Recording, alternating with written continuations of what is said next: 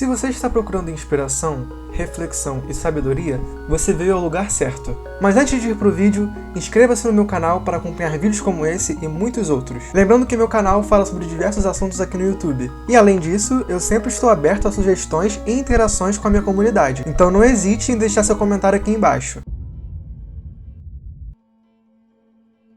Só sei que nada sei. Você com certeza já estudou sobre o autor dessa frase na escola, ou pelo menos ouviu falar dele, certo? Não? Então me acompanhe na história de uma lenda. Há cerca de 2400 anos, em Atenas, um homem foi condenado à morte por perguntar demais. Houve filósofos antes dele, mas foi com Sócrates que o assunto realmente despontou. Se a filosofia tem um santo padroeiro, Sócrates é o seu nome. Sócrates foi um filósofo grego que viveu entre 469 a.C. e 399 a.C.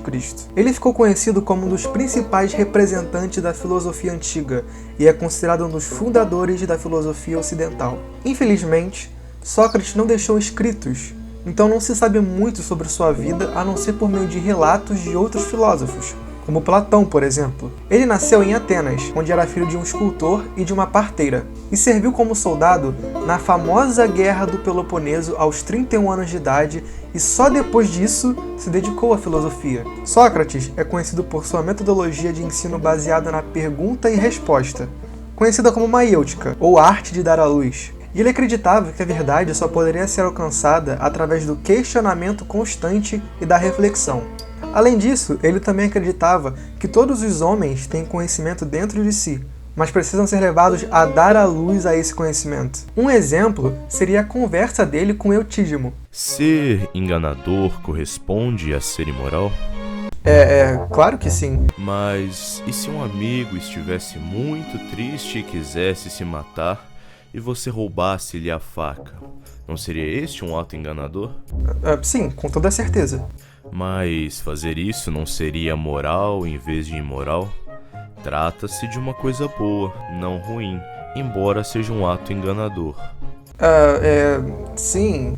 Sócrates, ao usar um contra-exemplo, mostrou que o comentário geral de Eutídemo, de que ser enganador é imoral, não se aplica a todas as situações, e Eutídemo não percebeu isso antes. Repetidas vezes, Sócrates demonstrou que as pessoas que encontrava na ágora realmente não sabiam o que pensavam saber. Um comandante militar daria início a uma conversa estando totalmente certo de que sabia o que significava a coragem. Mas depois de 20 minutos na companhia de Sócrates, iria embora totalmente confuso.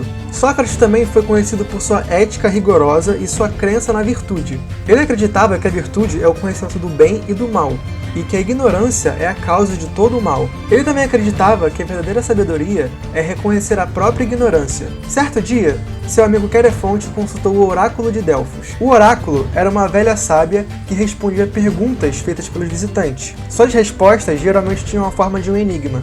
Existe alguém mais sábio que Sócrates? Não, ninguém é mais sábio que Sócrates. A princípio, Sócrates não acreditou quando Querefonte contou-lhe o ocorrido, e ficou bastante confuso. Como posso ser o homem mais sábio de Atenas quando sei tão pouco? Apesar de todo esse relato, Sócrates passou anos questionando as pessoas para ver se alguém era mais sábio que ele, e por fim entendeu o que o oráculo quis dizer, percebendo que a velha estava certa. Muitas pessoas eram boas em várias coisas que faziam. Carpinteiros eram bons em carpintaria, soldados eram bons na arte da luta, mas nenhuma dessas pessoas era verdadeiramente sábia. Elas realmente não sabiam do que estavam falando. O termo filósofo origina-se das palavras gregas que significam amor à sabedoria.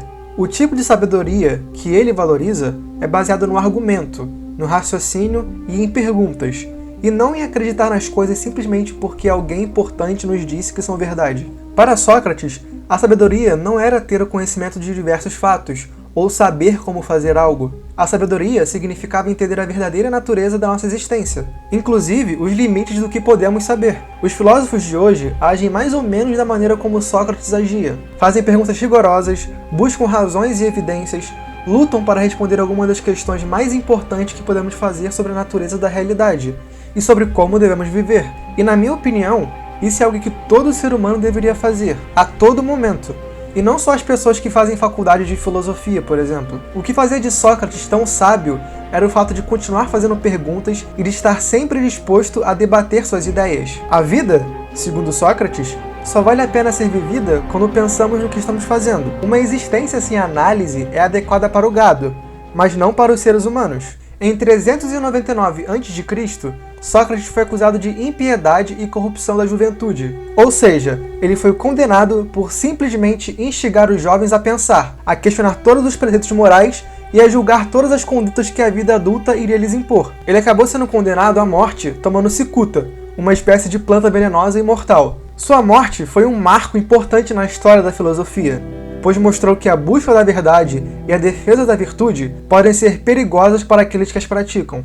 Sócrates é considerado um dos maiores filósofos de todos os tempos, e suas ideias têm continuado a influenciar a filosofia até os dias atuais. Sua importância para a sociedade é imensa, pois ele incentivou e ainda incentiva as pessoas a pensarem por si mesmas e a buscarem a verdade e a sabedoria. Ele é lembrado como um homem corajoso, que não se curvou diante das autoridades e que lutou até o fim pela verdade e pela justiça.